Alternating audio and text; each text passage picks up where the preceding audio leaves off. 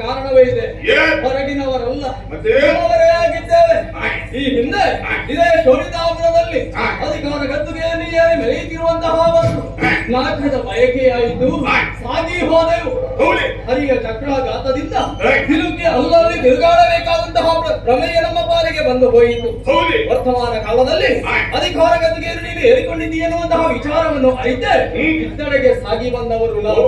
ನಾನೇ ಸಂಕಾಸುರ, ಆತನೇ ದುರ್ಗಾಸುರ, ಆತನೇ ಚಾಮರಾಸುರ, ಈತನೇ ಚಿಕ್ಕುರಾಸುರ. ಎಲ್ಲರೂ ಗತಿಯಾಗಿ ಸಾಗಿ ಬಂದದ್ದು ನಿನ್ನಡೆಗೆ.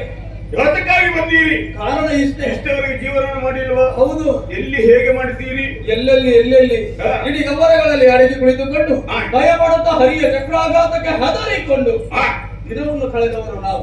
ಈ ಸಂದರ್ಭದಲ್ಲಿ ಅಧಿಕಾರ ಗದ್ದುಗೆಯನ್ನು ನೀನು ಏರಿಕೊಂಡಿದ್ದೀ ಎನ್ನುವಂತಹ ವಿಚಾರವನ್ನು ಅರಿತೆ ಪುನರಪಿ ಆದಂತಹ ನಮಗಾದಂತಹ ಶಕ್ತಿಗೆ ಸರಿಯಾದಂತಹ ಅವರಿಗೆ ವಿಚಾರವನ್ನು ಪಡಬೇಕು ಎನ್ನುವಂತಹ ಉದ್ದೇಶದಿಂದಲೇ ಬಂದವರು ನಿಮ್ಮೆಡೆಗೆ.